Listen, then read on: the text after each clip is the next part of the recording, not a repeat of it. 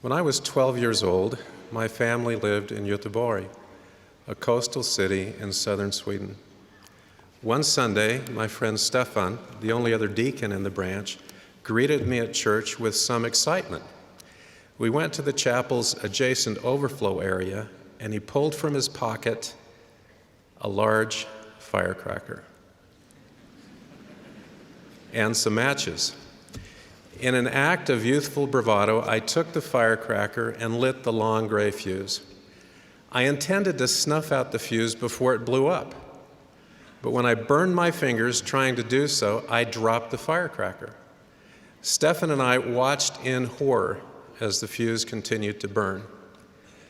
The firecracker exploded, and sulfurous fumes filled the overflow area and the chapel. We hurriedly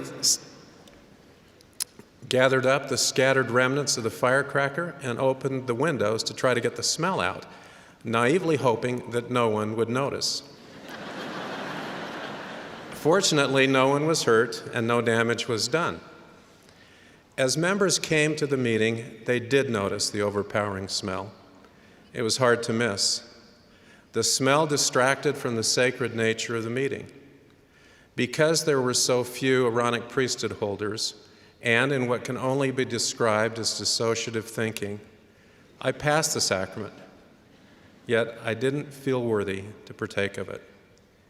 When the sacrament tray was offered to me, I took neither the bread nor the water. I felt horrible. I was embarrassed, and I knew that what I had done had displeased God.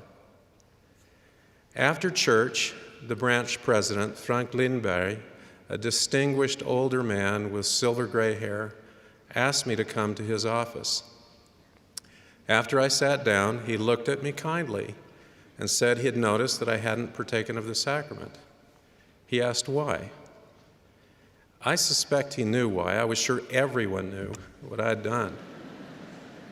After I told him, he asked how I felt. Through tears, I haltingly told him I was sorry and that I knew I'd let God down. President Lindberg opened a well-worn copy of the Doctrine and Covenants and asked me to read some underlined verses. I read the following out loud.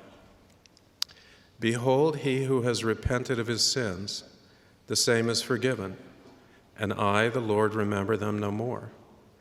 By this ye may know, if a man repenteth of his sins, behold, he will confess them and forsake them. I will never forget President Lindberg's compassionate smile when I looked up after I'd finished reading. With some emotion, he told me that he felt it would be fine for me to resume partaking of the sacrament. As I left his office, I felt indescribable joy.